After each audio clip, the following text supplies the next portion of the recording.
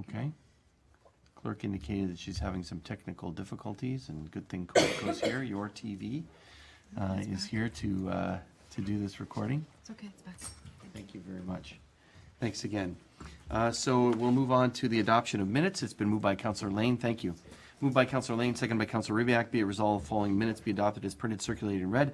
Minutes of the regular council meeting of December 18th and the special council minutes of December 18th, 2017. All those in favor?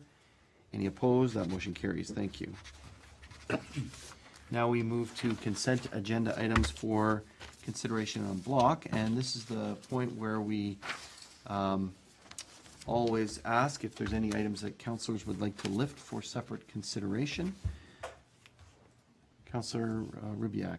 Thank you, Mr. Mayor. I'd like to lift 959 and 9510. Both of those are motions that St. Catharines Council made regarding NPCA. And I'd also like to lift 9511 regarding a motion in St. Catharines regarding women in local politics.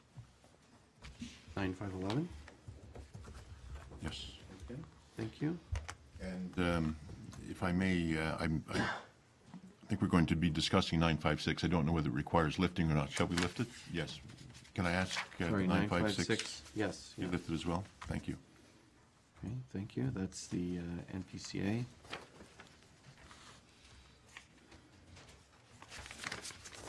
I wondered if we could lift 957, which is the operating budget for the Niagara Regional Police Service. I want to ask the fire chief about that radio system. Council will recall that there's a component on the radios there.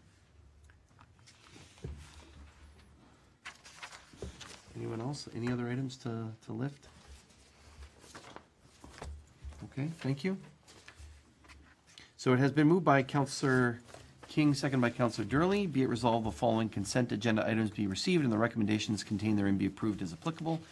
Presentation of recommendations arising from the Special Committee of the Whole for council approval. Be it resolved, the council approve the recommendations arising from the Special Committee of the Whole meeting of December 11th, 2017 as presented. And also be it resolved that the minutes of the December 18th Policy and Priorities Committee be adopted as printed, circulated, and read. And we have information correspondence items to be received for information. The Regional Council Commercial and Industrial Subclass Tax Rate Reductions and Rebates, that we receive that for information. 952, that we receive information regarding the opioid update, local opioid work plan, PHD 26-2017 for information. Regional Council also provided an update under 953 for mid-year 2017 growth monitoring report, PSD 48, and that we received that for information. We also received information regarding the regional official plan amendments, ROPA 13 transportation policies, and the recommendation is to receive those.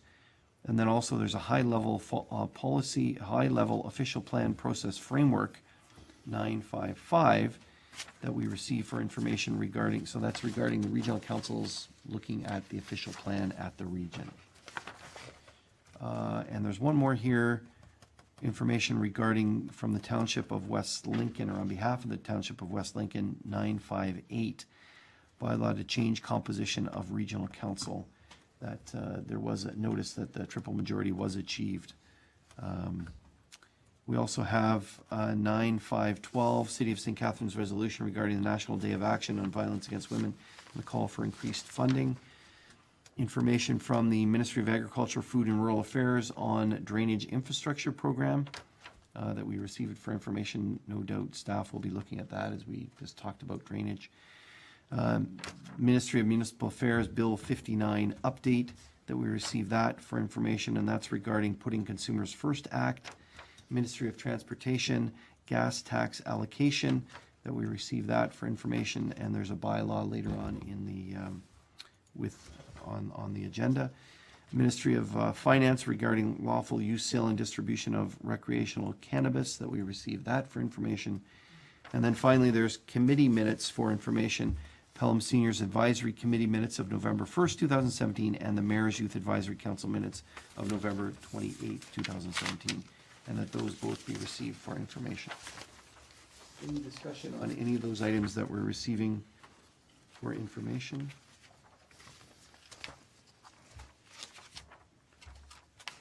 Okay, I'm going to call the question. Oh, I'm sorry, Councillor Rivyak.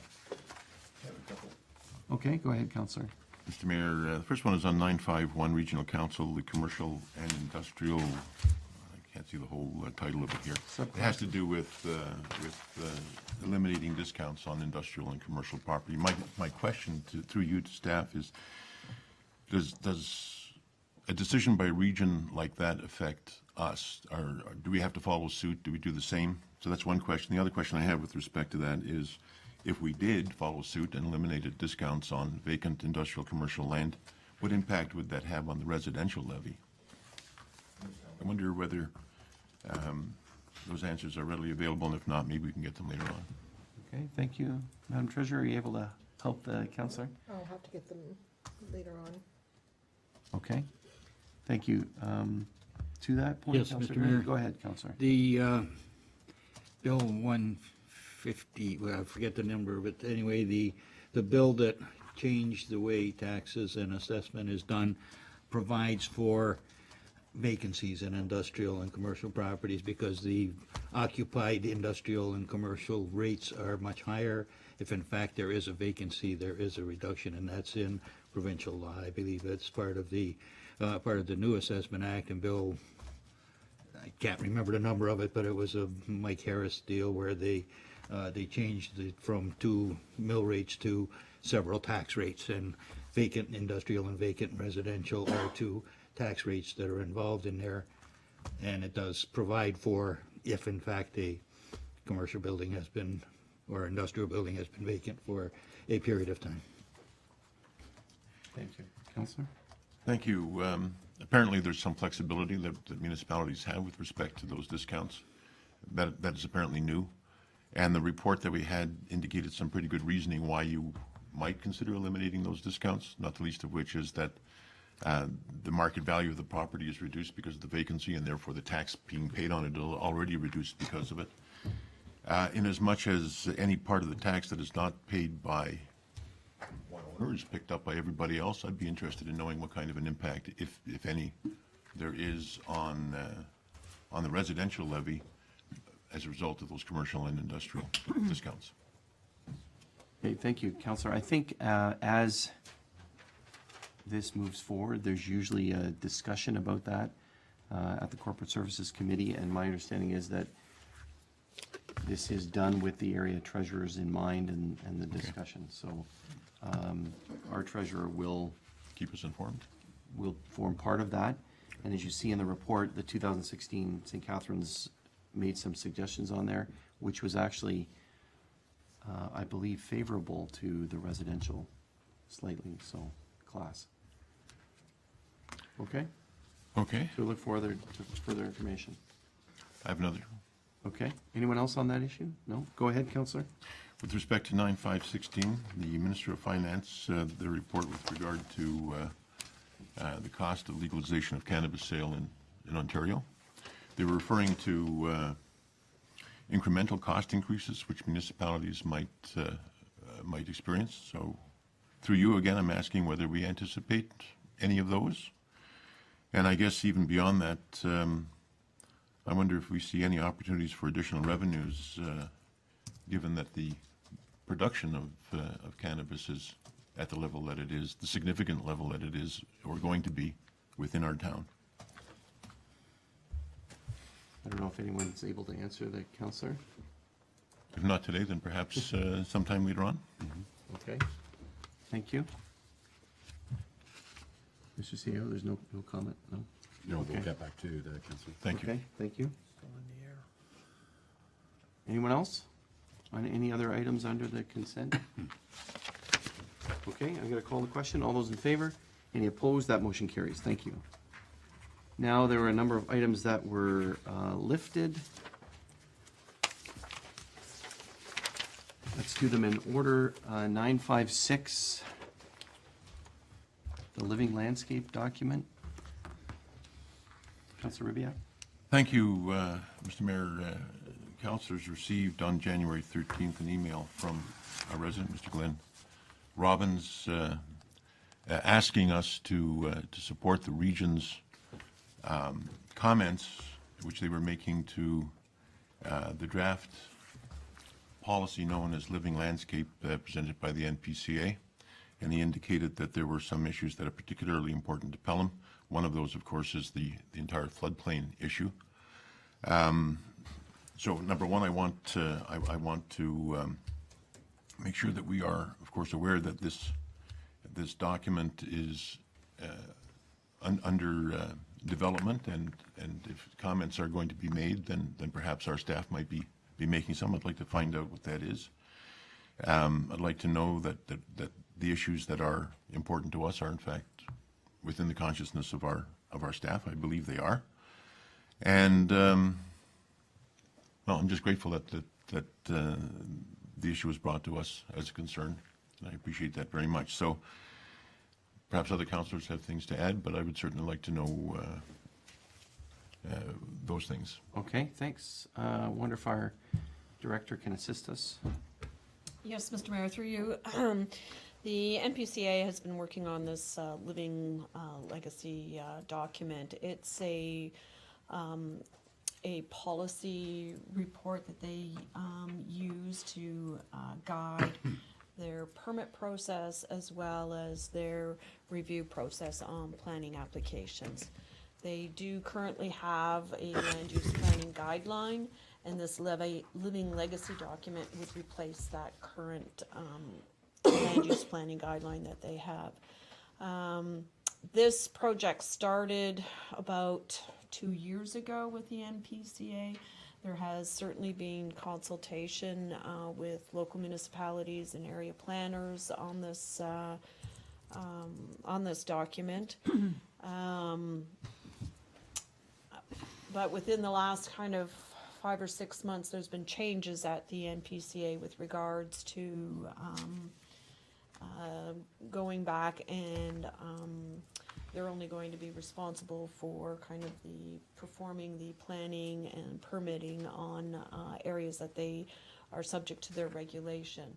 And the region is taking back some of the responsibilities that the NPCA had previously undertaken. So I think this living legacy document is probably going to be adjusted as a result of that as well. But certainly there are some references in the living legacy document that need to be adjusted due to those changes, and I see that coming forward sometime in the future. Okay, thank you. Councillor? Did we offer any suggestions in response to this request for feedback? Ms. Weens? No, we as the town of Pelham did not. Again, we met as part of area planners with the region, and the region was submitting those comments on behalf of all the local municipalities. So it wasn't done specifically by one municipality. It was working together. So our oar is in the pond, as it were. Yes. It's there. Good. It's good to know. So just for clarity, there's a request here from a resident who's been looking at these items and studying them, and it appears that the region has already made that suggestion to the NPCA? Yes, some of these things that Mr. Robbins is concerned about is also issues that have been identified by the region. Mr. Robbins also notes that there's still the issue around the floodplain mapping for the Welland River that has not yet been finalized, so there's a big question mark around that. That too was a project that the Conservation Authority started approximately 2 years ago. And it's kind of fallen off track, I think, given a number of changes that have happened there at the Conservation Authority. So exactly where that final mapping is, I don't know at this point in time, but I could certainly find out and get some clarification for council on. Okay. Anyone else to this? Councillor Kersey? Thank you, Mr. Mayor. I wonder if our director could comment on the approval process of this. It appears that collectively Niagara municipalities have raised some issues with respect to the draft that was circulated. Is it incumbent on the MPCA to incorporate those and deal with those concerns prior to adoption, or they could adopt it, their format without the input of, and ignore the input of the communities? And if they were to do that, what recourse do we as a municipality or the other 12 municipalities have to appeal the document? Because it will establish policies going forward. And if there's confusion and, conflict within the policy document, then administration's going to become more of a nightmare for you and your staff and et cetera, et cetera. So could you comment on that? So the document has been circulated out for review and for comment, and my sense is that the Conservation Authority would be taking into consideration those comments that they receive.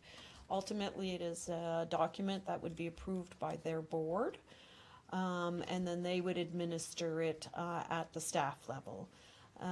It's much like any other policy document. If there's adjustments that need to be made to it after they've been using it for a while, they would probably bring forward a report to make some adjustments to certain policies. It's not a regulatory document. In that sense, it's a policy document. And in order to get relief from that policy document, you would have to get relief through the Conservation Authority Board. So, Mr. Mayor, what is the motion surrounding the receipt of this? Is it just to receive, or? Well, currently it's just to receive and to receive the correspondence from Mr. Robbins, but I'm kind of fashioning an approach that council might want to take with the clerk.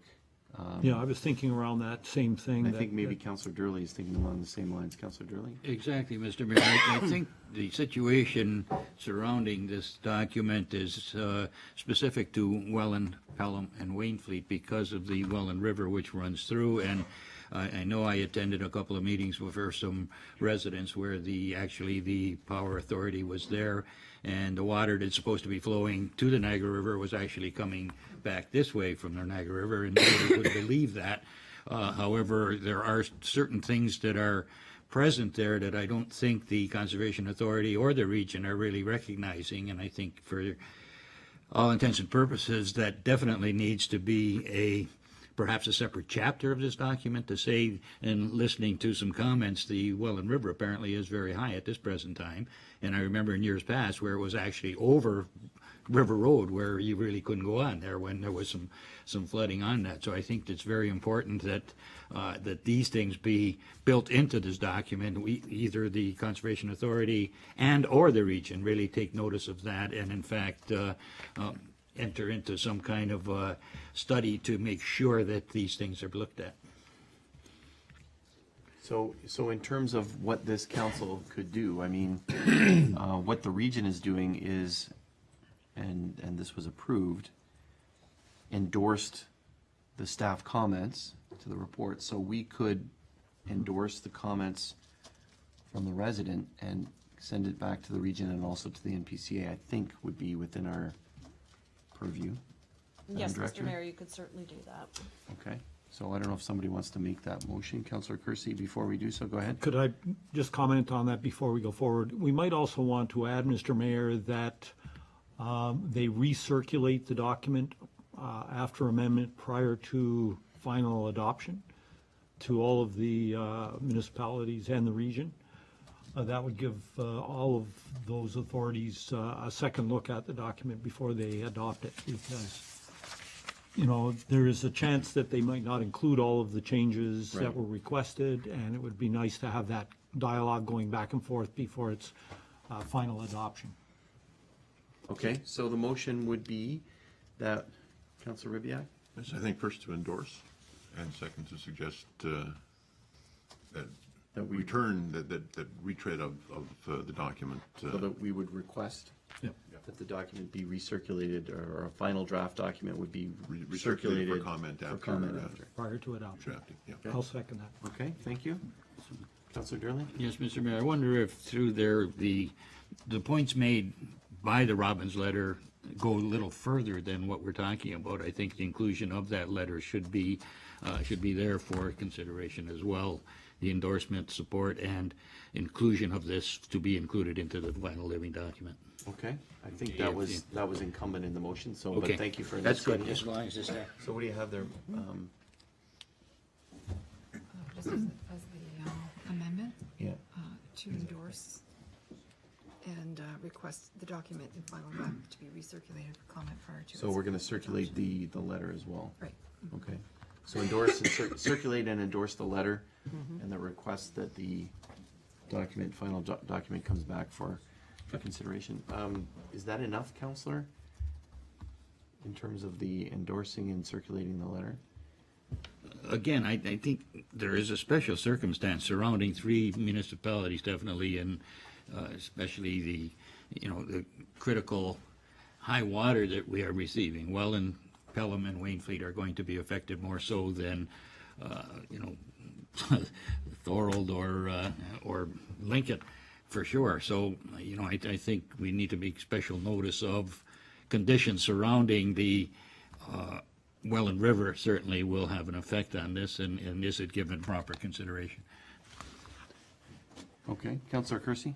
So, perhaps through you, Mr. Mayor, to the Councillor Durley, do you want to include in our amendment or in our motion something with reference to the Welland River, that they include a section in the living landscape report dealing specifically with the Welland River and the flood lines, et cetera, et cetera? And- Seems to me that yeah. that's what you're talking about. Exactly, and municipalities which may be affected by it, yes. So by all means. we should add that in then. Okay, so, Sorry, the Vance. clerk is trying to, again, we don't have this written down, which is awkward for everyone, so.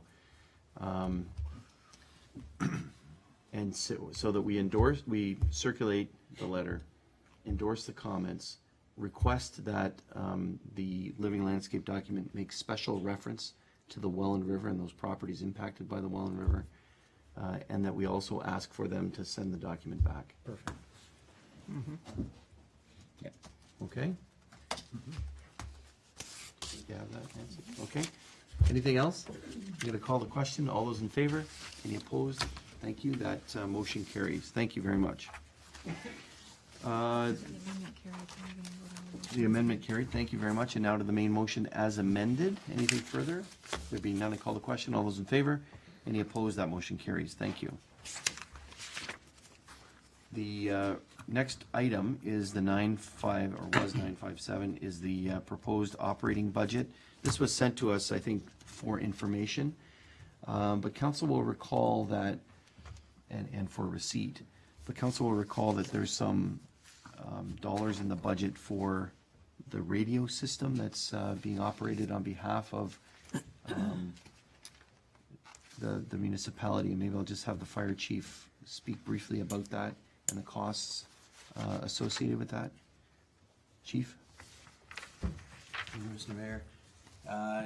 As you well know, that the regional police, City of St. Catharines, City of Niagara Falls have upgraded their radio systems to a P25 700 megahertz public safety system, more efficient. Spent millions and millions of dollars on it. So as the rest of the municipalities join in on the project, which Pelham is moving that way, the regional police have had to hire some additional staff to support the infrastructure at the new comm centers. It's not to support our personal equipment like our radios or portable radios and our mobile radios. It's just to support their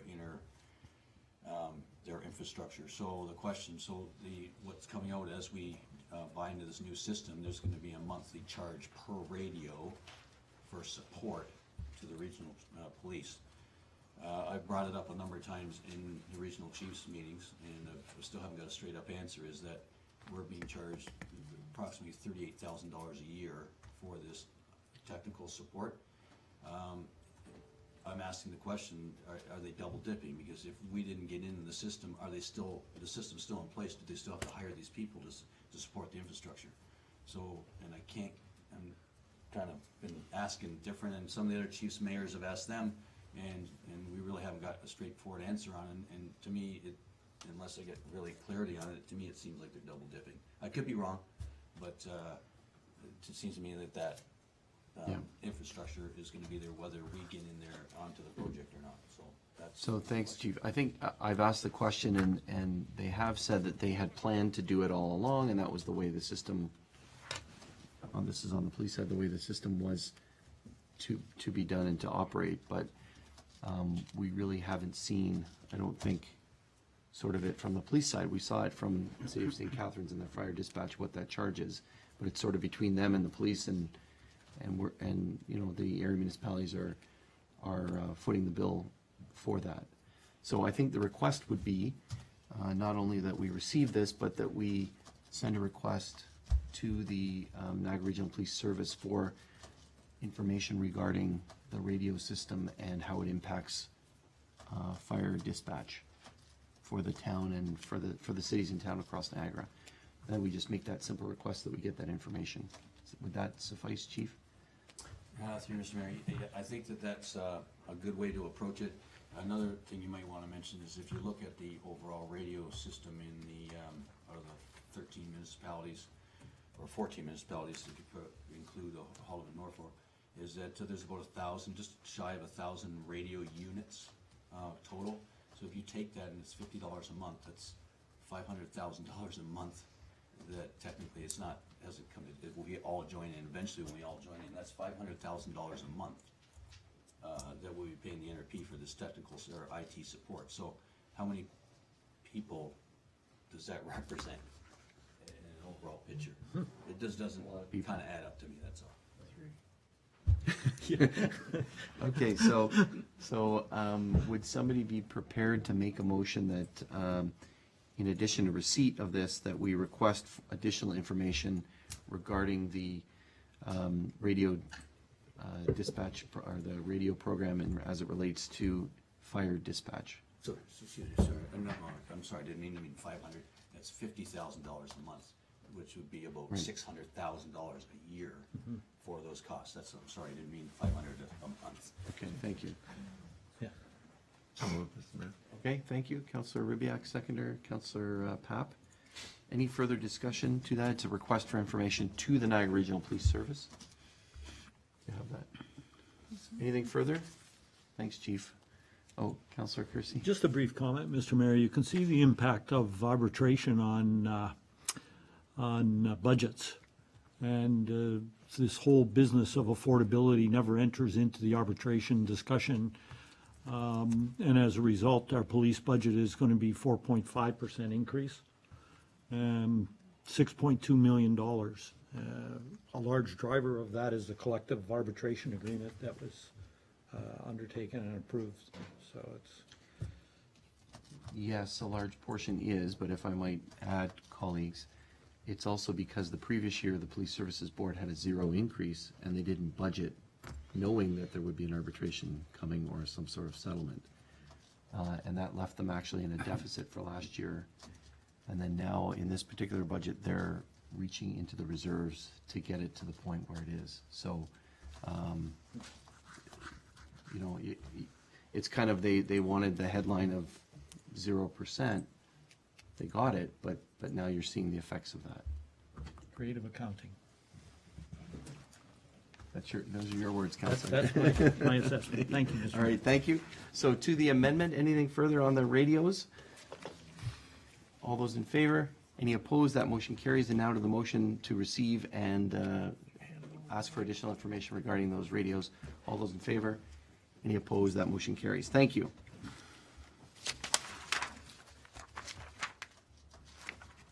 Next is the resolution regarding the disclosure of legal costs. Councilor Ribbiak, did you lift that? I did, Mr. Mayor. The City of St. Catharines is making, passed a resolution requesting the NPCA to disclose the legal costs associated with the action that they took with regard to, I think it's Mr. Smith. I'm certainly interested just on the face of it in knowing that number, but beyond that, we as a town took a position. So I feel that that we really ought to be interested enough to know what that all led to. fact of the matter is that the NPCA, I think, entered into what I think the judge thought of as an unnecessary action, and the fact that it may have cost an awful lot of money kind of exacerbates that. So I'd like to endorse the City of St. Catharines' request for that information. I'm very interested in it myself. Okay, thank you. So the councillor moves to support and endorse the resolution from the City of St. Catharines. Is there a seconder for that? It's fine. Okay, no amendment to it? The motion therefore is to receive, and that has been moved by Councillor King, seconded by Councillor Durley. Any further comments regarding that? I think, Councillor, we did receive some correspondence today from the Conservation Authority saying that their board's going to be considering that, so Okay. I think that's probably why councillors didn't second that motion. So all those on receipt, all those in favor, any opposed, that motion carries. Thank you. 9-5-10, regarding the appointment of supervisor. Councillor, you want to talk about it and see what your colleagues think? Thank you, Mr. Mayor. And like the previous resolution that St. Catharines made, we took a position with regard to that action as well. And inasmuch as the City of St. Catharines felt that the additional step of proposing a supervisor would be appropriate, I think in the circumstances it is as well. So if councillors are willing, I would like to endorse that suggestion as well. Let's see what colleagues Yep. think. Councillor Kersey? Thank you, Mr. Mayor. Well, it might be incumbent to have that undertaken. I think the province has stated and recently passed some legislation that prevents the appointment of a supervisor to move in and take over the operations of the MPCA. So I think it's an exercise in futility, given the provincial position on this. So I wouldn't support the amendment. I think we just received the report. Okay. So Thank you. And I understand that the Auditor General has actually started her investigation into the NPCA as of last Monday, so we will hear information about that as it moves forward. Okay? Okay, thank you. So the motion is to receive. All those in favor? Any opposed? Thank you. That motion carries. Councillor Ribbiak? That's right. The City of St. Catharines was very busy, and this one I think colleagues may find some sympathy for. The City of St. Catharines has taken note of the program in the what is it FCM? called? The Federation of FCM, Canadian Federation of Municipalities? Canadian Municipalities. Initiative around promoting the involvement by a more diverse involvement in municipal politics, particularly with the involvement of women. Endorsing the City of St. Catharines motion seems irrelevant because it's for them. But I'm wondering whether we can't ask staff to create a similar motion for us to pass within our own chamber, to look at ways of promoting more involvement in municipal politics by women here in this town, in the same way that St. Catharines is looking at theirs. I think it's a really worthy objective to work at. I think it's more than time to do that, and whatever active measures we can do as a town to encourage that, we should do. The motion calls for involvement following the next elections, and I think that that's appropriate as well. So really, my motion is to see whether we can't undertake a similar initiative of our own within Pelham as St. Catharines has done. Okay, thank you. So it's to direct staff to put together a motion that council could consider at a future point regarding this particular issue, Yep. similar to what St. Catharines has done. Is there a seconder for that motion? Councillor, who wants to do it? Councillor Pab? Councillor King?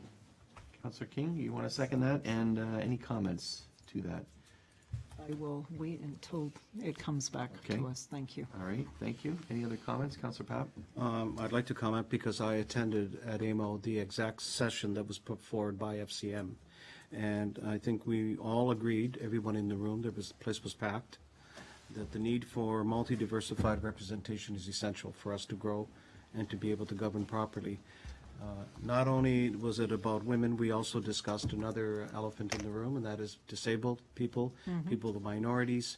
And there is a movement afoot along with this group that you'll see further later this year at FCM, that as the elections come forward, for us here in October, for others through other parts, that we encourage, including the young people, to get involved in municipal politics. As you can tell, my passion is, since I've been involved in it, taught it, saw this, the time has come for us to look at it in a whole new way of undertaking our governance structure, and I fully support our staff and our council with this. Thank you. Okay, thank you. Any others? Okay, I'm going to call the question on the amendment. All those in favor? Any opposed? That amendment carries. Now to the main motion as amended, so that's to receive and direct staff to put together a resolution that would be appropriate for this council. Based on the St. Catharines motion, all those in favor? Any opposed? That motion carries. Thank you very much. Those are the items under the consent agenda. Thank you. And now to reports. Presentation, consideration of reports from members of the council. I have a report here. Really covers a lot of the month of December, which had a lot to do with the holidays. So Pelham is certainly covered by beautiful tree limbs, etc. at that time, and the volunteers come out to put that around. And there's just so much activity, including the outdoor Christmas market, which was held on December 1st. The annual food drive played part of that, where it really is for our community the start of the Christmas season in many respects. And many thanks to the hundreds of volunteers of all ages who came out on that day to help Pelham Cares and other community agencies collect food, and to the thousands in our community who donated food for that door-to-door pickup. It's just outstanding, the generosity. And again, I think it was up again this year, and each year it increases and grows. So congratulations to our community for that. On that same day of December 2nd, I had the pleasure of congratulating Tanya and Ian at the Healthy Cupboard in Fawn Hill on their grand reopening. They moved across the street from one plaza to the other in a large, beautiful area. And they're certainly doing very, very well. It's in the Food Basics Plaza, so congratulations to them. Part of the Christmas celebrations, we had the Christmas tree lighting in downtown Fenwick on December 2nd as well. Congratulations and thanks to the fabulous Fenwick Lions for organizing that. We did have this report earlier, but flags in the town were at half-staff to commemorate the National Day of Remembrance and Action of Male Violence Against Women. And that was on December 6th, and I hope that we can continue to do that. It actually led to some conversations here at the town. Very pleased and thankful to AK Wig Elementary School for their jammies and books. They collected jammies and books for those in need all across Niagara, but also predominantly to Pelham Cares, and that was on December 6th. The Santa Claus Parade on December 9th, and certainly was delighted to ride together as a council on the wagon drawn by Clydesdales, and it was wonderful to do that and to wave to folks for that parade, and great to see members of the community come out and celebrate afterwards as well. Also, later in the month, on the 14th, along with Councillor Kersey and members of the Oversight Committee and some major donors, I was delighted to witness what they called the Big Pour, which was the pouring of the floor in the Exhibitor Arena. Congratulations to Ball Construction for pouring that basically a month ahead of schedule. I think they were supposed to do it a couple of days, or today, and they did it essentially a month ahead of schedule, and they're working very, very, very well to get this facility. They got it closed in before the end of the year, but also they're working to complete it on time, and certainly the Oversight Committee knows that it's on budget as well. So we look forward to future updates on that. I was pleased to participate in the Cadet Christmas Mess Dinner again, a Christmas facility, and there's the annual Santa visit to AK Wake School, and it is the real Santa that is there at AK Wake. You can see the picture in the report. So thank you very much to Santa for coming. And then also, I brought greetings on behalf of council for the soft opening of the Penn Financial branch. Their official opening is coming up on the 24th of this month. I'll make sure that council gets information about that. But they have their official opening, so lots of activities, Christmas and otherwise, in my report. And I would thank Councillor Durley and Councillor King for moving that council receives my monthly report dated January 15th, 2017 for information.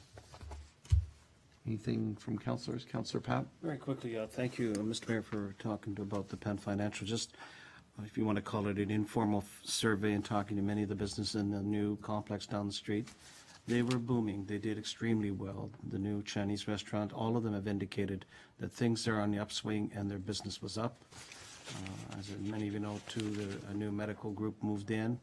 And I'm so pleased to hear that, sometimes you worry about how they start off, and they're delighted to have Penn Financial there to help them with their business needs. Thank you. Thank you very much. A lot happened in a year, and it's great to hear that those businesses are opening and changing. And I believe the space that they came from is now rented, so there's lots of activity in our community, which is great to see. So thank you, Councillor. Councillor Durley and I and Ms. Van Ravensway, sort of the major thing that happened since this report was the start of this Silver Stick. So no doubt we'll have a bit of an update on that, I think, at our next meeting. And there was one of the teams, the midget team, won the International Silver Stick AE. So we'll try and invite those folks here and then also give an update on that. But very, very delighted, and an electric crowd at that last Thursday when there was 2,300 people at the convention center, all cheering, all there because of organizers and dedicated volunteers from the town. So thank you, Councillor Durley, for being there, and it was an electric evening. So we'll try and get that team that won the International Silver Stick here, that we can honor them. Councillor Durley? So just thinking back, 19 years ago, we had the first international tournament, and there were 19 teams. And this time there were 102. It was just amazing. So everything has grown, and this committee is doing such a great job. And speaking to folks from all over Ontario and the United States, everybody is thrilled to be here, and it was just a great experience for the kids on the ice, as well as for the parents and the families to see the Niagara region in the rain and then in the snow. So it was a great weekend for all. Thank you. Thank you very much. Unless there's anything else, I'll call the question on the report. All those in favor? Any opposed? That motion carries. Thank you.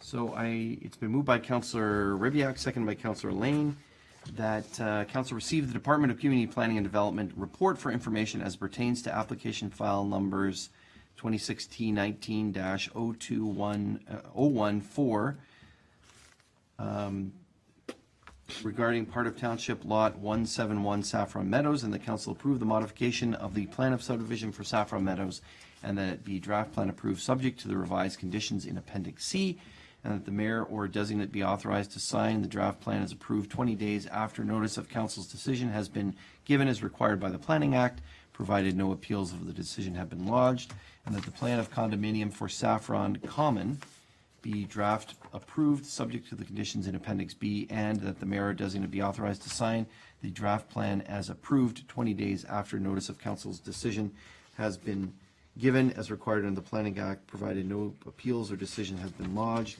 and the council direct planning staff to prepare the bylaw to amend the portion of land shown as Block 83 from the site-specific residential multiple 1 RM1267 and the site-specific residential multiple 1 RM1274 zones to an amended site-specific residential multiple 1 RM1276 zone for council's consideration.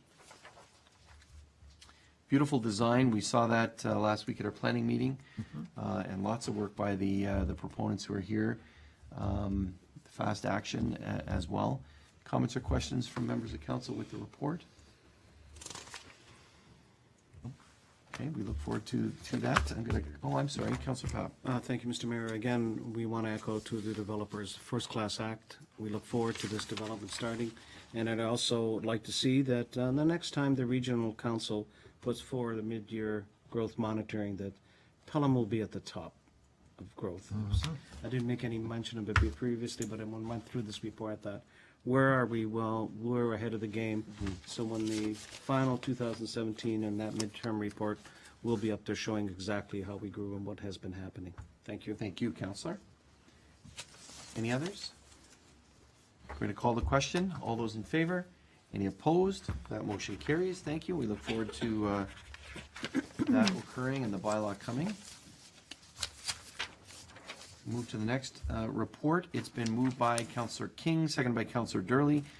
Be it resolved, the council received the Community Planning and Development Report regarding the official plan amendment number 5, East Fawn Hill Low Density Residential Designation. The council approved the official plan amendment number 5.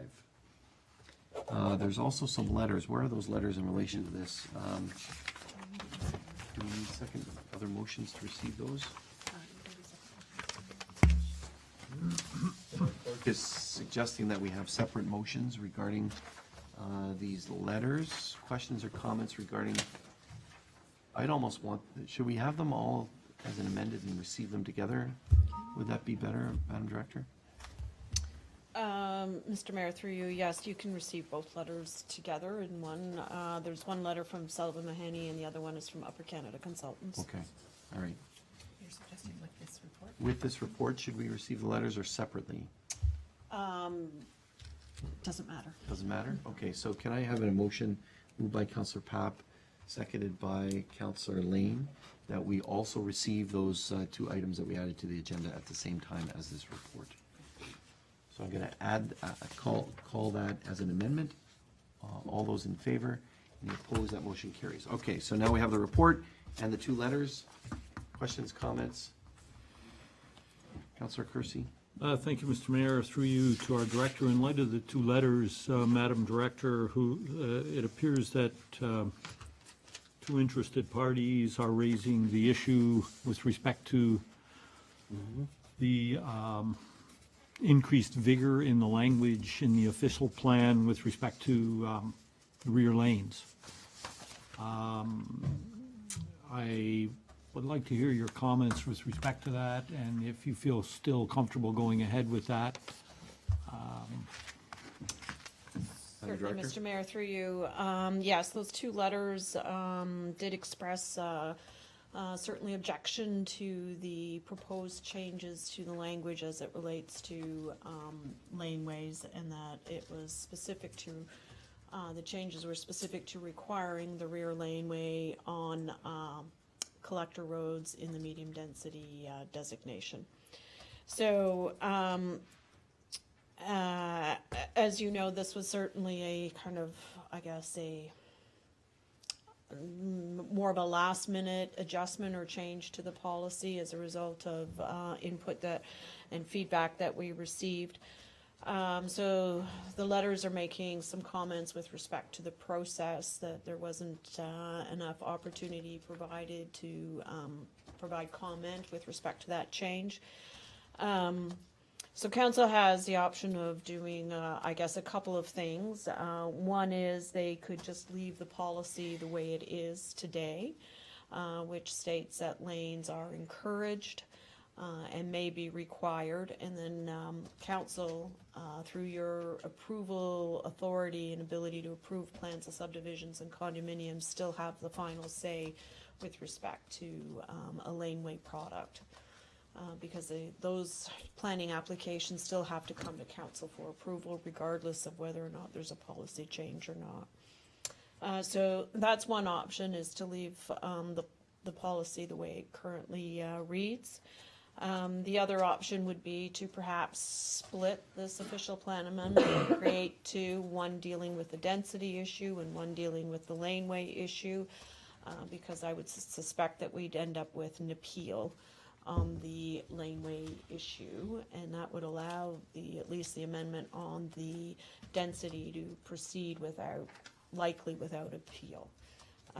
So that's another option that council may wish to consider. Council may also wish to just continue on with the official plan amendment for the density issue, but perhaps have further consultation with respect to the rear laneway, and then that would come back forward to council at a separate meeting sometime in the future. So those are kind of like the three options that you would have to consider with Okay. respect to these comments. All right, thank you. Councillor Kersey? Thank you, Mr. Mayor. So if we were to pursue the amendment with respect to density tonight and remove the issue with respect to the rear lanes in the EF medium density designation, but still have the intent to proceed with that improvement of that language at a future date, would we have to then go through another public process? Because that seems to be what has raised the spectrum of a possible appeal, is that one of the letters indicates that the process was flawed, in that we added it at the last minute and there wasn't sufficient notice and all of that. Yes, Mr. Thank Mayor, you. through you, I would recommend that we would proceed with further public consultation if we're going to move forward with that part of the amendment dealing with the lanes, the rear lanes. Thank you. I, for one, support the use of the rear lanes. I think the development that was brought to us demonstrates that rear lanes can be used very effectively and create a great streetscape, as opposed to the development that we saw previously where it had a front lane and created basically a front parking lot and removed the housing from the street and pushed them back from the streetscape. But perhaps the process was somewhat flawed in that our circular did not specifically state that we were going to deal with that. I think, maybe I'm speaking out of turn, I think council has reiterated a number of times on its belief in the rear lanes and the impact on this development. So I would like to see us still proceed with strengthening the language, but I would support removal of the language from this particular official plan amendment and direct staff to convene a new public meeting to deal specifically with that issue in the medium density designation, but that we proceed with the improvement in the densities in the EF low density area. Okay. So I'd move that Thank as you. a. Well, other Okay, colleagues let's- want to thank you. comment, and then we'll Yeah, take that's a fine. minute. So I have Councillor Ribbiak and then Councillor Durley. Councillor Ribbiak. Thank you, Mr. Mayor. I could certainly support splitting it, but I would want, I think, the public meeting on the rear lanes to occur just as quickly as legally possible, because I think it's going to be important for us to have this done and dusted sooner rather than later. I'm mindful of the fact that it's likely to face an OMB challenge, whether now or later, but nevertheless, I think I'd like us to have that in the books sooner Okay. rather than later, so that development can move ahead. Okay, thank you. I don't know if, do you want to comment from staff on if it were split and How fast can it be? what would the timing be? Let's put it that way. Mr. Mayor, through you, we would either go to a public meeting, probably in March on that. I don't know that we would make it for the February date, given our notice requirements, and today's already the 15th. Okay, We would be able to make it for the March public meeting date. okay, thank you. And then back to us by when?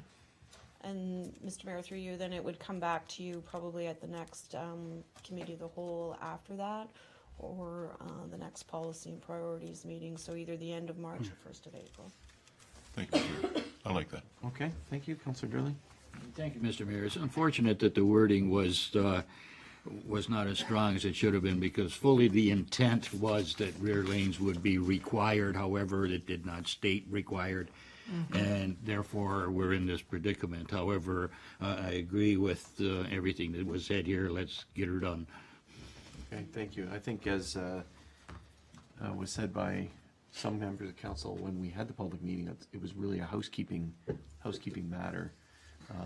So both of these items, but it sounds like part of the community wants more information and wants to have that public process on the rear lane. So, Councillor Kersey, you said you wanted to put forward some sort of amendment.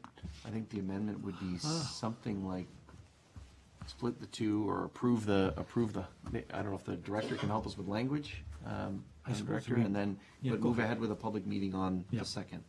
Madam Director, you have any recommendations on language for an amendment? Mr. Mayor, through you, I would recommend that we proceed with the official plan amendment number 5 with regards to the density provision, and then that we initiate a new amendment process to deal with the laneway provision in the EF medium density designation.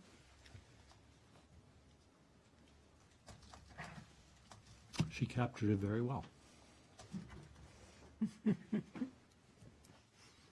So initiate a new process? Yes, Mr. Mayor. New okay. And is there a seconder for that, Councillor Ribbiak? So it's something like, the amendment is the council, so the motion is the council approve the official plan amendment number 5. The amendment is with regards to the density provision, and that council directs staff to initiate a new process regarding the rear lanes provision. Fine.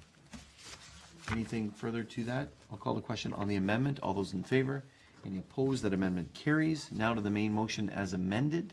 Any further discussion? Which is also to include the. Which also other- includes the, as doubly amended, includes the letters as well. Anything further? Going to call the question on the motion as amended. All those in favor? Any opposed? That motion carries as amended. Thank you.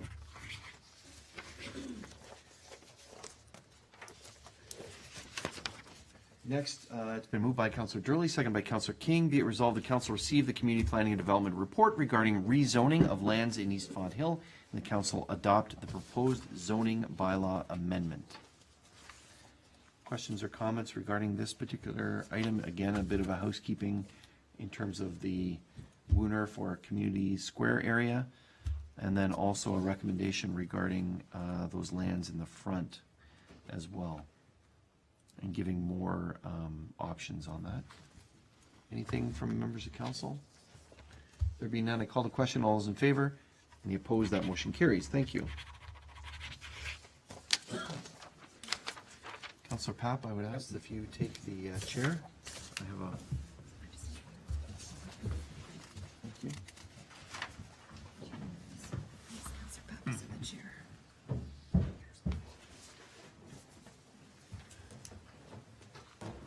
Number 2. Thank you, members of council. The next item, moved by Councillor Kersey. Oh, It's this one, sorry. pardon me. Moved by Councillor Lane and seconded by Councillor Durley. And it's dealing with the Oak Haven draft plan of subdivision status report file 26T1910001. Be it resolved, the council received the report of the Community Planning and Development Report, and recommendations contained therein be approved as follows. The council supports the use of the unopened Memorial Road allowance for the consideration of a pumping station serving the northwest area of Fenwick, including the Oak Haven subdivision, and for consideration of a storm sewer servicing the proposed Oak Haven subdivision. Comments or questions? Councillor Day. Yes, thank you, Mr. Chair. My concern or my question in regards to this is the stormwater. And in here it's indicating, and that's is about the 1 or 2 sentences above the heading conclusion, is that the recommendation is to use this right away and to tie this drainage into the Keenan drain. And but not to make this as part of the Keenan drain. And my question would be, if we're dumping water into the Keenan drain, and the Keenan drain needs to be maintained, and it needs to be maintained by the people that are on it as part of it, maintaining it, paying for it to be cleaned out and what have you.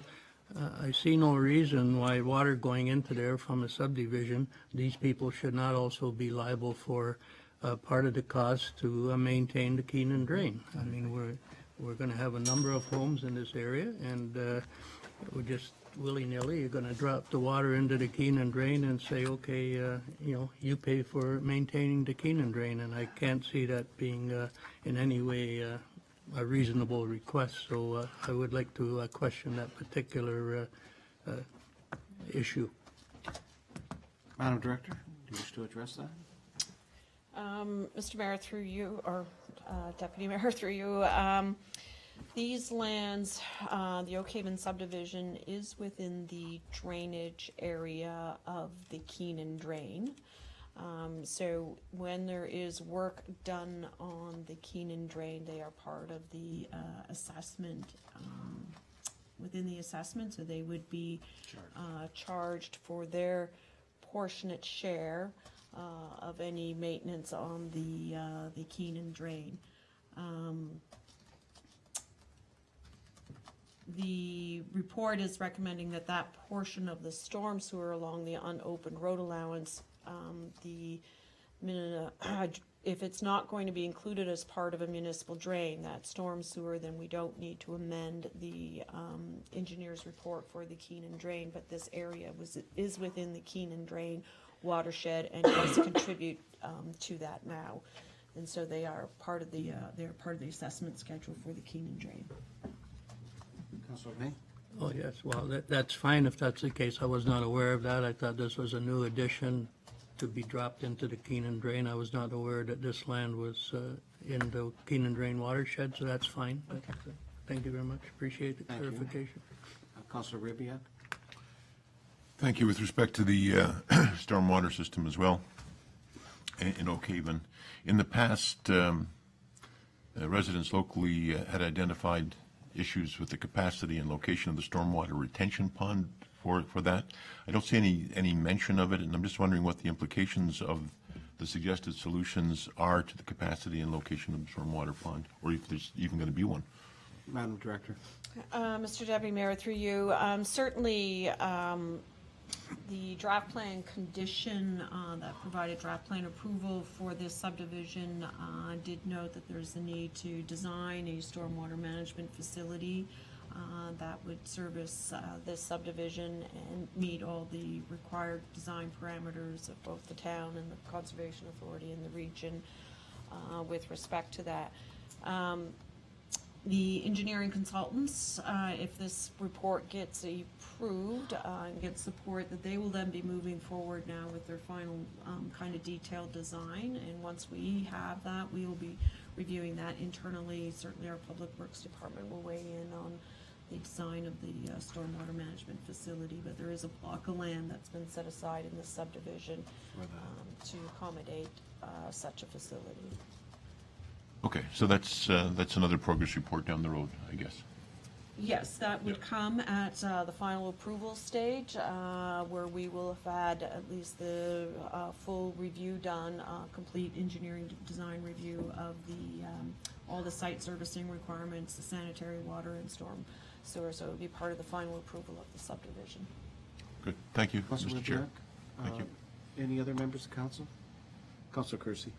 Thank you, Mr. Chair. Through you, I have a couple of questions. Number one, the pumping station, the region will take over ownership of it once it's commissioned and operational. Is that correct, Madam? Yes, the region would assume ownership of the pumping station. Ultimately, in the end, that would become a regional facility. So the land on which that pumping station would sit, would it be deeded from the town to the region at that point? Yes, Responsible for maintaining that aspect of it? that's correct. It would Thank you. become their asset.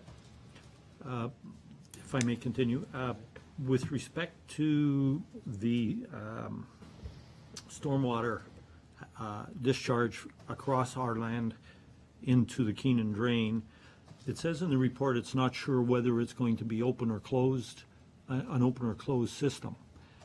If it's an open system, that would infer more maintenance to keep it brushed and remove obstructions and all of that sort of thing. But if it's not part of the Keenan drain, would the town be solely responsible for the cost of that? Or would it be still eligible to be billed within the Drainage Act as a contributor to the Keenan drain and within that watershed? Yes, Mr. Deputy Mayor, through you, the maintenance of that sewer would be, over the long term, would be the town's responsibility.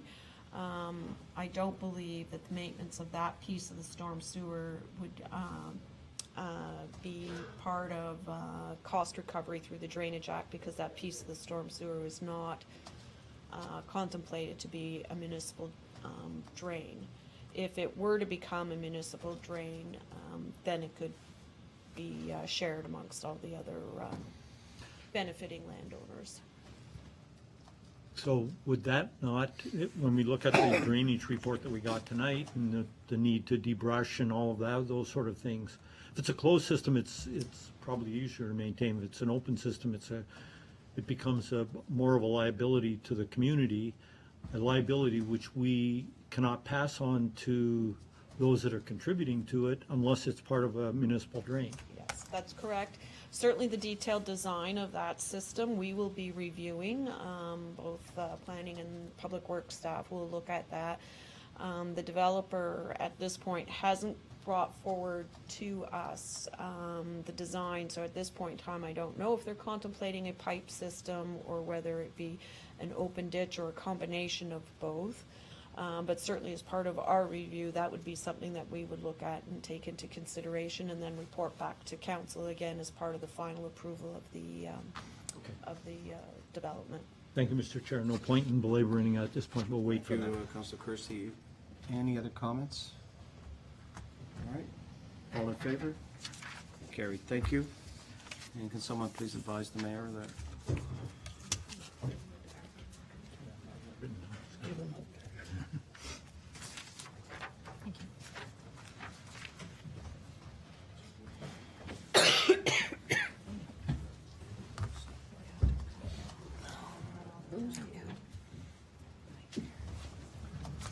Thank you, Councillor Papp and councillors.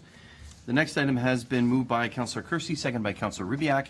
Be it resolved, the council received the summary report dedicated gas tax fund for public transportation program agreement, and the council authorizes the mayor and clerk to sign the 2017-2018 letter of agreement and authorizing municipal bylaw. Questions or comments? All those in favor? Any opposed? That motion carries. Thank you. It's been moved by Councillor Lane, second by Councillor Ribbiak. Be it resolved, the council received the concept sheet, How Might We Apply for Funding Through the Ontario Sport and Recreation Communities Fund for programs focusing on older adults and seniors, and that the town of Pelham supports the initiatives included in the concept sheet for the proposed application. Questions, comments regarding this? Councillor Kersey. Thank you, Mr. Mayor. Just a brief comment. You know, over the last number of years since we approved the development of the community center, it's been referred to as a twin pad, et cetera, et cetera. And the demographics have been pointed to as being a reason for not starting the community center.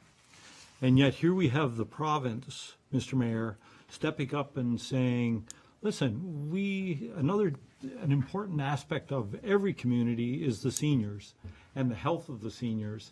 And not only are they saying that, they're putting money behind it and offering to support programs which can be incorporated within the community center and which can benefit a large portion of our population. So it's not a twin pad arena, Mr. Mayor. It is a community center servicing all aspects of our community. And I certainly hope that we get some of this money so that we can incorporate programs for our seniors. I know our staff is working diligently on this, and whether we get this money or not, we're going to have great programs for our seniors. Right. And they will be part of that community center. Thank you very Mr. much, Mayor. Councillor. Yeah, I'm glad you clarified that. We will have programs for seniors, but this would add on and help, if we were to get this funding, it would help complement and pay for some of the operating costs for that, and allow certainly perhaps it to be expanded, et cetera. Other councillors, Councillor Papp, I know this was part of the Seniors Advisory Committee that raised this. Go ahead, sir. You know, just very quickly, I couldn't agree more than with Councillor Kersey, and thank you to Vicky for helping us with this. We are looking forward to this having, I hope, fully approved and be part of an ongoing, I guess, plethora of all kinds of activities for all ages. And this is part of this whole issue of aging in place, which people sometimes get a little confused. I've been part of that. It's all ages, from those that are very young to those who are very old. And this center and this application will be a very welcome addition. And again, thank you to Vicky for helping our particular group put the application together. Thank you very much. Any others? Again, it's great to see, and we look forward to this application being put forward. I do have meetings with some provincial members of Parliament coming up, so when we get this, I'll certainly, and with the next one as well, inform them of this. So I'm going to call the question. All those in favor? Any opposed? That motion carries. Thank you.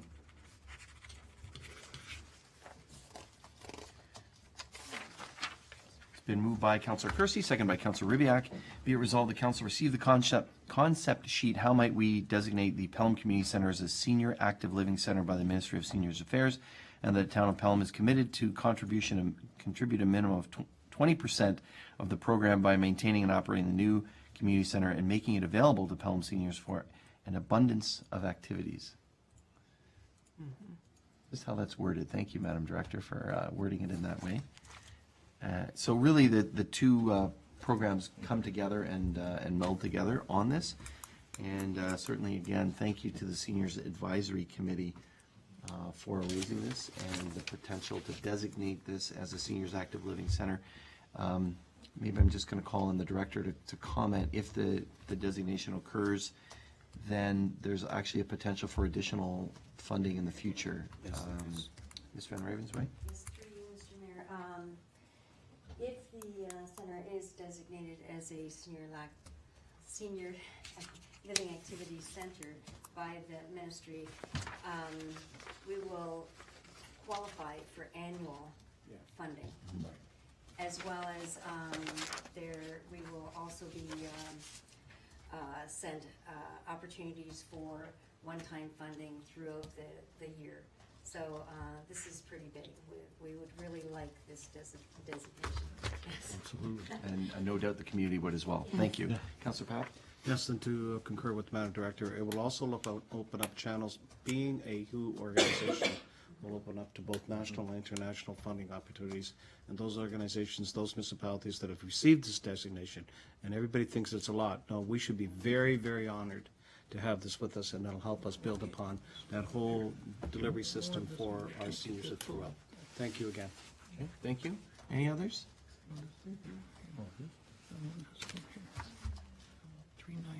Just wondering, Councillor Lane, do you have a comment, or are you having difficulty? Having technical difficulty? Okay. So I'm going to call the question on the motion. All those in favor? Any opposed? Motion carried. Thank you very much. Thanks again to the members of the Seniors Advisory Committee for highlighting that and working together with staff to put this forward. And this is one that I will lobby, is that the right word? We'll talk with Mr. Bradley and Mr. Osterhoff regarding this in particular. So thank you. That's it. Now we have bylaws. And I know, Councillor Lane, are you okay to proceed? Or you had... No, that's, okay. Go ahead, I'll figure it out. Okay. So it's been moved by Councillor Ribbiak, second by Councillor Lane. Be it resolved, the Council of the Town of Pelham, having given due consideration to the following bylaw, do now read it first, second, and third time, and do pass the same, and that the mayor and clerk be and are hereby authorized to sign and seal the bylaws. There are 6 that I'm about to read. So bylaw 3954 being a bylaw to provide for an interim tax levy for the year 2018. Number 2, bylaw 3955 being a bylaw to amend bylaw 3578, which was adopted in 2015, confirming various appointments to boards, commissions, and committees of the town of Pelham. And to amend Schedule O of the bylaw, Pelham Public Art Advisory Committee, and to appoint Mary Powley to the Pelham Public Art Advisory Committee, and to remove Greta Hildebrand from the Pelham Public Art Advisory Committee. Bylaw 3, which is 3956, being a bylaw to authorize the execution of agreement with Her Majesty the Queen in the right of the Province of Ontario as represented by the Minister of Transportation for the Province of Ontario, and that's regarding the dedicated gas tax funds 2017-2018. The fourth bylaw, bylaw 3957, being a bylaw to assume the subdivision known as the Orchard subdivision and to designate the streets shown on registered plan 59M352 as public highways and to name the street accordingly. The fifth bylaw 3958, being a bylaw to authorize the execution of a site plan agreement for the lands located at 1050 Canberra Road, United Floral Distributors. And the sixth and final bylaw, bylaw 3959, being a bylaw to assume the subdivision known as Kunda Park Extension 3 and to designate streets shown on registered plan 59M189 as public highways and to name the street accordingly. Councillor Lane, you want to start off? Yes, thank you, Mr. Mayor. I'd like to address the bylaw 3958 to do with UFD. Okay. And on the last meeting, this was sent back and for some issues regarding the noise and what have you. And I see under the heading number 3, item number 20, noise and fumes, that issue has been addressed, but I don't believe it's addressed to my liking, and there is one error in that. Okay. And if I might continue. Please go ahead. The first error is it refers to the residential dwelling as being to the east, and in fact, that residential dwelling is to the north of the particular. I think there's one north and to the east. Yeah, but- yeah, I'm concerned with the one to the north Okay. at the moment because I'm not sure they can address them both with the new configuration. That's the first one. The second thing that I'm concerned with is that there's a lot of narrative within this particular paragraph, if you will, and I think some of it is ambiguous, and I think it's overcomplicated, and I'd like to see it modified a little bit.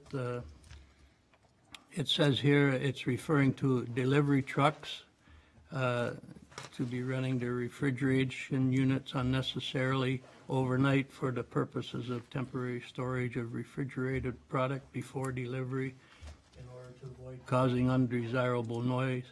I believe there's way too much stuff in there, and it doesn't need to be in there. Because I think it leaves room for misinterpretation possibly by the owner of the property. So I'd like to propose a modification, if anyone's interested in listening to it. Fire away. May I go? Okay. What I'd like to propose is under that heading, noise and fumes, is simply refrigerator trucks and or trailers used for storage of product are to be located away from the residential dwelling to the north. It doesn't need to refer to product ready for delivery or any of those things. All we're trying to address, in my opinion, is that these units aren't running there. We don't care why they're running. They just shouldn't be running in that area. Okay. Can you reread that for the clerk? I can. Thank you. Okay. Refrigerated trucks and or trailers used for storage of product are to be located away from the residential dwelling to the north. And I believe that gets to the bottom of the things without going into too much detail as to why they're there. Okay. Thank you. Is there a seconder for this so we can get it on the floor? Councillor Durley, and then I think I'd like to hear from, you make great points, Councillor, but let's hear from staff on how this site plan agreement was derived and then what the impact might be of your recommended change. Madam Director.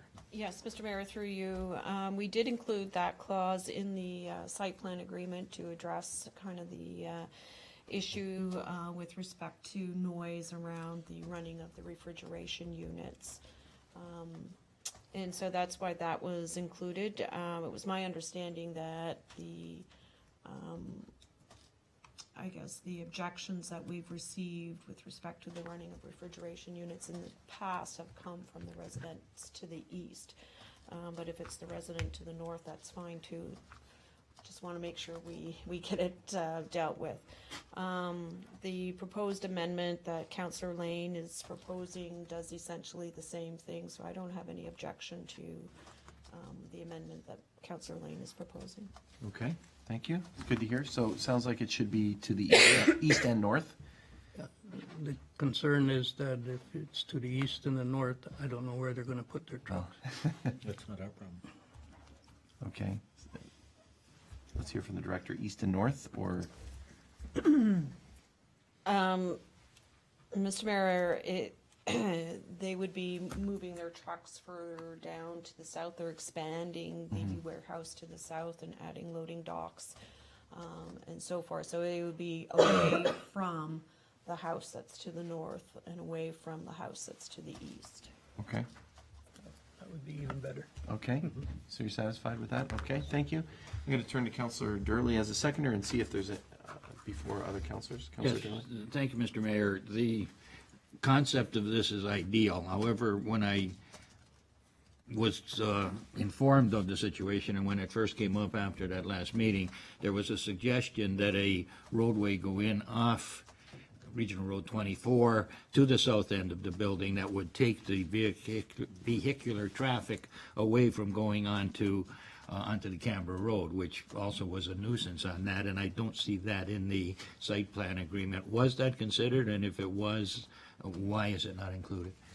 Yes, Mr. Mayor, we did have some discussion with the owner about that, and initially they were open to adding a driveway off of, I guess, Victoria Avenue. In the end, they've decided that that would probably be something that they would do down the road, but they were not prepared to do that now. It meant revising all of their plans, and it would have held things up because they also would have needed Region Niagara approval for that entrance. And so it is something that they're willing to pursue, but they wanted to pursue it later and proceed with this approval now. Thank you for that. The other situation that I have some concern with, and we discussed earlier, wording that wasn't strong enough. Now we're moving things to the south. Where to the south? Is there a limit where they can't be any closer to the north? I mean, we'd be specific as to where these reefers could be and not operating to make the noises. But again, to say we're moving them to the south really doesn't say much on it. And is there a guarantee that that is going to be in a place that will not cause a nuisance for the residential neighbors? Madam Director? Mr. Mayor, through you again, we did have some discussions with the owners about this, and there is a bit of a driveway and parking area on the kind of the north side of the current building, and so we've indicated that that's not where we would want to see those refrigeration units parked and running, that they should be down in the loading docks, and that would be further away from the residences, and they agreed to that. Councillor? I don't like the word should. I would like to need, they must be there. There's something like that that's stronger, because if we say should, then they'll say, okay, today it's here and tomorrow we got 2 new reefers and they're going to be starting to move closer. To me, we're getting into trouble having willy-nilly wording. We need to have some specific wording, and I'm not sure that we can do that over another planning act or whatever, but, this to me leaves a loophole, and that's a weakness that, just doesn't fit my craw. Yep. No, Mr. Mayor, through you, what we can do is add a note to the site plan drawing and indicate the area where we do not permit the parking of the refrigeration units, and that up in that northern driveway area or parking area. So we can put that on the drawing if you wish. I would prefer to see that, and then that way there's a guarantee of it. Thank you, Mr. Mayor. Thank you. Okay, Madam thank you. Director. So, I guess it's hard to say. So right now, the issue is that they're being parked along Cambro, and this would put them into the new, essentially into the new loading dock area where the new, That's correct. in the south, okay. And that can be, can we add that, or do they need staff direction to do that, red line this so that we can? Mr. Mayor, what I would suggest is you add that as an, I guess, as an addendum to the motion, that the notes be added to the site plan illustrating where the temporary parking of refrigeration units is prohibited. Okay. And then we'll get that added on the drawings and then make sure that it's on those drawings prior to them being signed. Okay. Did you get that? The mover and the seconder, I'm sure they're nodding their heads in terms of agreement for that, so we take that as a bit of a friendly amendment. Madam Clerk? Okay. And that the addendum adds some notes to the site plan to illustrate where the temporary, or the parking of refrigeration trucks cannot occur. Is that what essentially it is? Councilor Rybak? Thank you. Much of my question has been answered, but I do have one outstanding. There's no reason why those trucks couldn't be put there immediately. So the effective date of this bylaw will be what? And If approved tonight, If approved tonight, Mr. Mayor, the effective date would be tomorrow. good. Excellent. Thank you. okay, thank you. Any others? Do you have the wording? So in essence, the motion is to, as you stated, Councillor, regarding the refrigeration trucks, that they should be located away from the residential dwellings to the north and east, and then there'll be notes in the plan to say where they cannot be located. Okay? We're on an amendment, are we? Yes. We're on an amendment? So any further discussion to the amendment? The fire chief. Chief? Sure, Mr. Mayor, just if I could add something to that, could we put the wording in there, running or operating reefers? Because you could have a reefer that's not being run or anything, it's just an empty trailer sitting out in the parking lot. So we tell them they can't park reefers. Usually what I mean is that they're operating or running. Okay. A nuisance to no- Suggestions, councilors? Well, How about putting concern it on is the only with the units running, you know. Pardon? Really, the concern of this Right. whole thing is with the units are running. If they're not running, you know, don't care where they're stored, Right. you know. I mean, it kind of falls under the noise bylaw. You don't have a noise bylaw if something's not running, do you? I don't know. Yeah, used for the storage of product to be located away from. And the clerk's suggesting while they are running or in operation. Counselor? Yes, that's fine. Okay. Counselor? Okay. Thank you, Chief. Anything further to the amendment? Going to call the question on the amendment. All those in favor? Any opposed? That's carried unanimously. Thank you. Anything further to that particular bylaw? I presume we sort of lifted it for separate consideration. Anything else to, how do we have to deal with this now? Do we have to deal with that particular bylaw? Just say as amended. That one will just go as amended. Okay. But do I have to, any other bylaws or any other concerns with the bylaws? So I'm going to call the question to the bylaws as amended. All those in favor? Any opposed? That motion carries as amended. Thank you. So with the note that bylaw 3958 was amended. Thank you very much.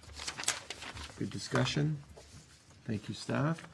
It's now been moved by Councillor King, seconded by Councillor Durley. Be it resolved, the following bylaw be read a first, second, and third time and passed, being a bylaw number 3961 to adopt, ratify, and confirm the proceedings of council of the town of Pelham in its regular meeting held on the 15th day of January 2018.